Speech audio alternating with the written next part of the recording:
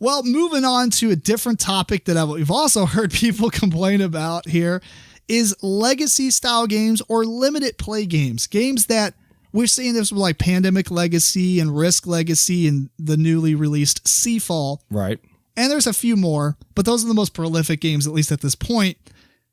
People are saying that they don't want to pay money for games when they have a limited amount of play. What are your initial thoughts on legacy style games? Like, are you bothered by spending money on a game that once you play it X number of times, you can no longer play it again? Which isn't really true, but for the most part, kinda. Yeah. I mean, I guess for the most part it is. You're not going to replay it after you tear the board. Were you going to take all the stickers off and replace them? Or Well, like Risk Legacy, you only play it 15 times, but then at that point, you can keep playing the last mission, or the 15th play. It just, nothing changes. Oh, well... But why would you do that? Because the whole point of the game is you're playing it to see what happens. See what changes and everything. So I don't know. Any more Legacy, you know what it's about. You know what you're going into. It's not like you bought the game and was like, oh, I only get to play this a year. Like meaning Pandemic Legacy. So it because you got 12 months you play through. Right. You could play it 24 times, but you could play it only 12. Right, exactly. If you're gods. Right. Yeah. So we found out. And so I don't know. It doesn't bother me because I know what now one thing I did kind of raise an eyebrow at a little bit is they got these escape room games. That's really odd because you're right. You once you play it once, you're done. It's a puzzle. Well, it's kind of like Time Stories. Right. Yeah, and I wrote down Time Stories and Tragedy Looper too. So yeah, so like with a legacy style game, at least with Pandemic, you got 12 to 24 plays. With Risk, you got 15 specifically. Right. I don't know about Seafall too much right now as far as how many plays it has, but Time Stories is like 3 hours. You might be able to play it more if you fail it a bunch, but every time you play it, you learn more information. You play the same mission again or same adventure basically. And so most people are saying between 3 and 5 hours, which really? Might just be one play or one session of you sitting down and playing it for 5 hours. Right. And you beat that adventure. You may have played it 3 or 4 times, but you're talking about like hours of play. Right. And it's doing phenomenal. Mm-hmm. I guess for me, it's like this. Let's take away Tragedy Looper, which is the same thing. Once you play it with those people, you know the solution to the puzzle. Right.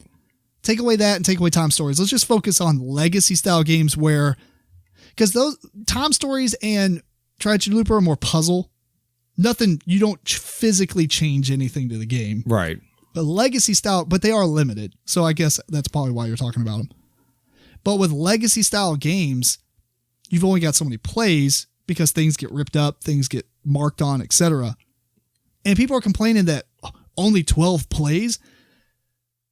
When's the last time you played the same game 12 times? I was about to say that.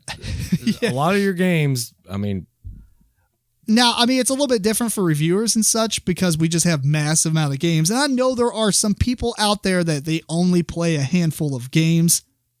I get it. Right. This is probably not up your alley.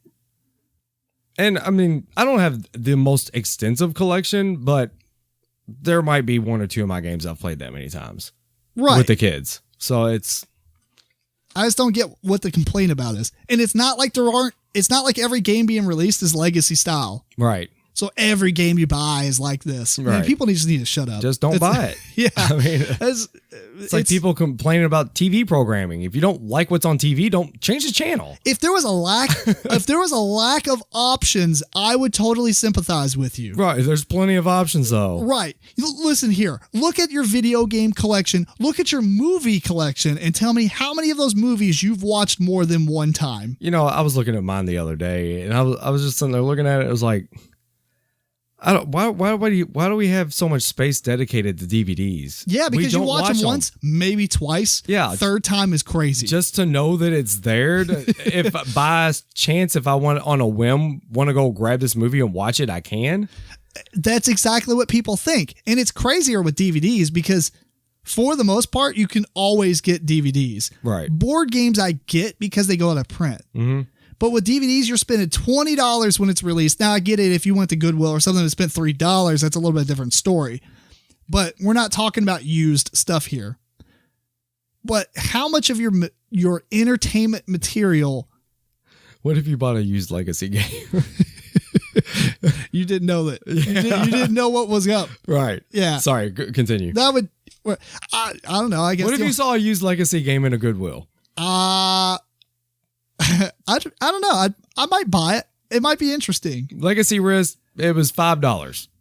I'd probably buy it. One, because I would use all the pieces. Right. Okay. So I could use the pieces for prototyping or for other games, etc. But yeah, it'd just be interesting. Like, I don't know why you would get online and buy a used copy of it or whatever. But go back to my point. All your media and entertainment stuff, you probably did not get. If you watched a movie twice, you spent $20 on it, you got $10 per play session or viewing. In a board game, if you spent, let's just say you spent $100 on Pandemic Legacy and you played it 12 times.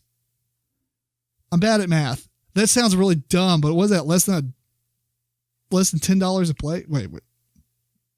$100 divided by 10. I mean, it's less than $10 a play. Again, it's late. You're wanting me to do math, so. Well, whatever. Anyway, you see the point I'm trying to make. Yes, is that I get you. You're dividing the amount of money per play session, and then you divide that the amount of players. So, I mean, it's just, you get way more value out of it than you are with other things, but people are complaining about this. Mm-hmm. A video game, you spend $60, you spend 12 hours playing through it. You're never going to play that again. Some people do, a lot of people do not. Right. Multiplayer stuff is a little bit different story. You get a lot of value out of that, as long as it doesn't suck. Right. But anyway, flip the token down. I'm done with this section unless you got anything else. Nope. Good. Go. Yep. So stop complaining about the price. Buy another game if you don't like the idea.